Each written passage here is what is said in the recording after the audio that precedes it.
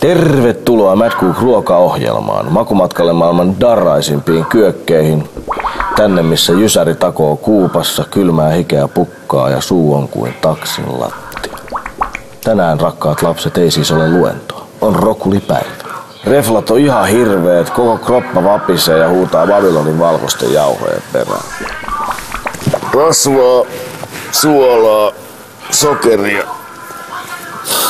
Tänne sitä aivojen kräkkiä ei hetken helpotusta heti. Normaalisti viimeistään nyt Rantalaakan poika antaisi kyllä itselleen luvan lähteä mäkkäriin tai lähikebappilaan tai vähintäänkin päivittäistavarakauppaa, josta nappaisin messiin muutaman tällaisen karunpuolaisen kuosittajan eli pakastellätön. Kulinaristista seikkailukirjaa väsätessämme opin kuitenkin minäkin, Kollo Kovapää, että moisen aivokemian vaarallisille kierrosluvuille kiihdyttävän lisäaineilla, näennäiselintarvikkeilla ja aromivahventeilla ladatun lörtsyn sisäistäminen olisi suurempi pyhäinhäväistys kehoni temppeliä kohtaan kuin se suht massiivinen määrä jäykkiä alkoholijuomia, jotka eilen tempaisin kitusiini. Olenkin päättänyt etsiä helpotusta bulteriini hieman naturalistisemmin, etten sanoisi jopa perinteisemmin keinoin. Hyvät damer och kvinnor. Saanko esitellä safkan, joka ainakin paperilla tuntuisi olevan terveellisten rasvainsa ja yltiöpäisten suolainsa vuoksi mitä oivallisin Dar es Salaam mätäntö. Nimittäin, hyvät räkäpetterit ja pissaliisat. Suurströmming och pepparkakor. Suurströmming. Hapatettu silakka. Svedupetterien lahja maailman kulinaarikulttuureille. Strömming i burken är jättekul. Ja toivottavasti myös kuositus infernaaliseen krapulaamme.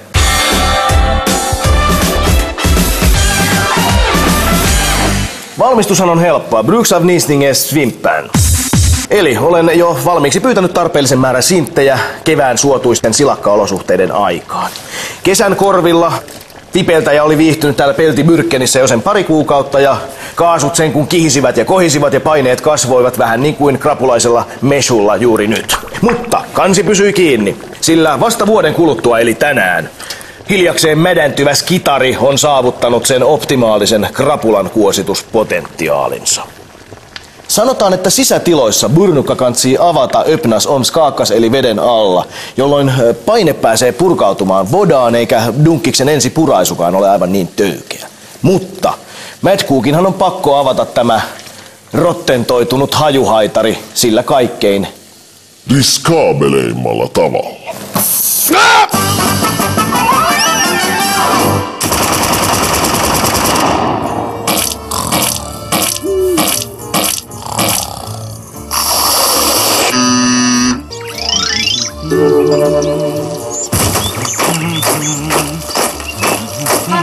Mucho gusto, señor.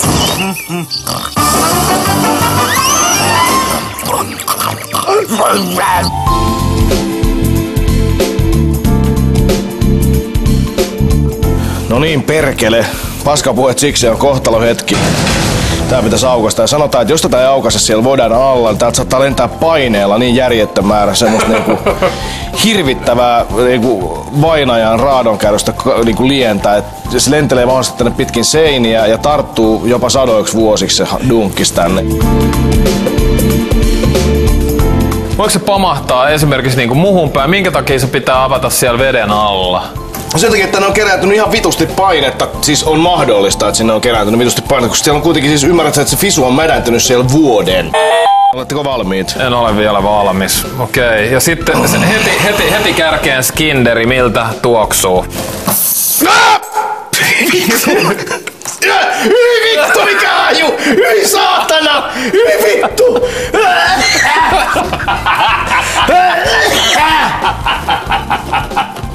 Näetkö miten se tuli spreinä?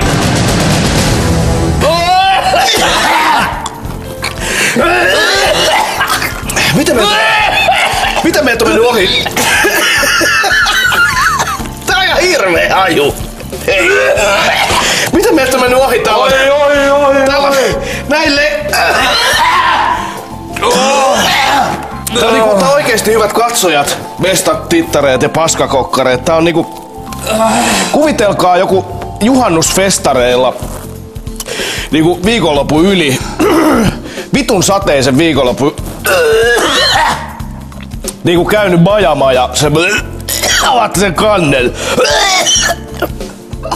Se on... Ripulivelli. Sitten sinne pitäisi jollain ilmeellä vielä ne omat kaapelit laskee. Kyllä Svedu Pettersson aikamoinen huumorintaju täytyy sanoa.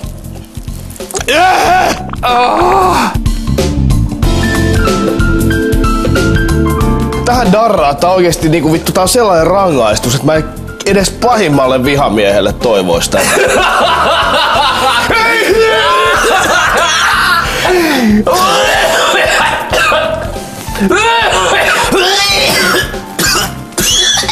Noniin, KSP. Okei, lähtee. Kumpi meistä? Minä vai kameran takana selvästikin myös hissipoikaansa pidättelevä, vahvan puoleisesta kanonasta kärsivä kuvaaja slash ohjaaja slash mediapersona Tunna Milonov vai your friendin... Oi. Kumpi meistä? Tää ei voi hengittää. Ei voi, helvetti Jeesus! Noniin. Kumpi meistä on siis vetävä huiviinsa tämän erittäin mielenkiintoisen peskovegetaristisen herkun? Nyt on panoksia, jumalauta. Joo, noniin, antaa mennä. Hyvä. Okei. Noniin. 1, 2, 3! Jumala! Yes! Jumala on olemassa! Ihanaa! Ai. Nyt tulee hyvä meininki. Meisinki on huuva.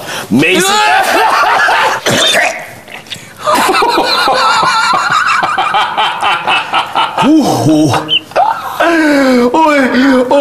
Oi. Nyt voi sanoa, että nyt on nimittäin, nyt on Mätkuu kohdannut vertaisensa vittu. Nyt on kova taistelu edessä. Huhhuh.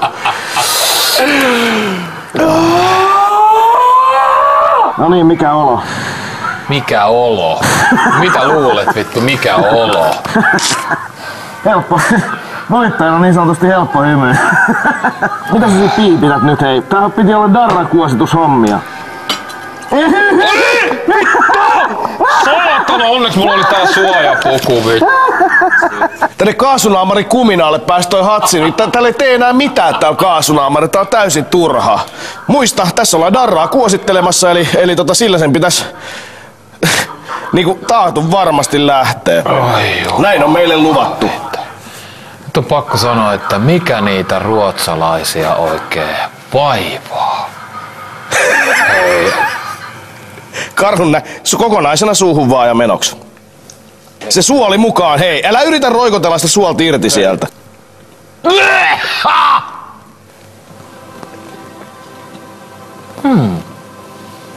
Nyt alta tulee semmonen jopa aika hedelmäinen maku.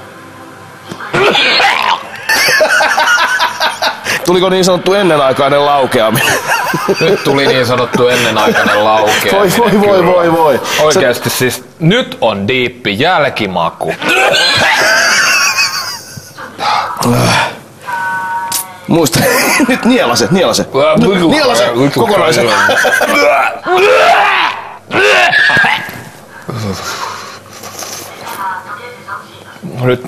Nyt täytyy sanoa, että vittu, nyt löytyi kyllä läheltä niinku maailman pahin ruoka. Ei ois uskonut. Mikä kun ruoka ei ollut lähellekään tätä. Ei vittu, enempää ei mene. Ei, jos meille vaan sattu pilaantunut erä. Moista. Kyllä tää mun mielestä toimii. Narra lähti. Kaikki lähti. Tuli ihan muut asiat mieleen nimittäin. Huhhuh. Ruottin poika yllätti. Svedu Petterssoni pani pahemman kerran alakoukun nyt hullulle keittiömestarille, mutta toisaalta vanha viikingin jälkeläinen samalla guositteli sen meikäläisten darran ihan selkeästi. Hullu kokki suosittelee Surströmming kaikille tätä pepparkaakkos. Loppujen lopuksi erittäinkin naturalmentteja. Surströmming ja siten Babylonista kaukana olevaa kala tuotetta. Ruokaympyrän tärkeimmiksi sliceiksi on muodostuneet vehnäjauhot, sokeri ja niiden prosessoidut johdannaiset. Ei hullu keittiömestari oikeastaan voi muuta todeta kuin että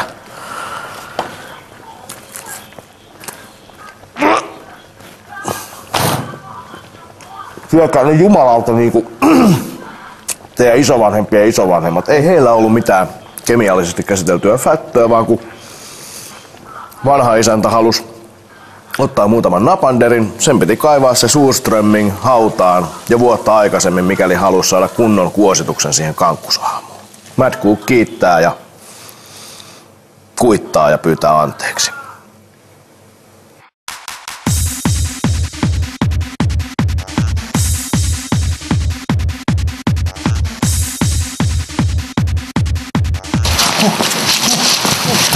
Hasta luovuo!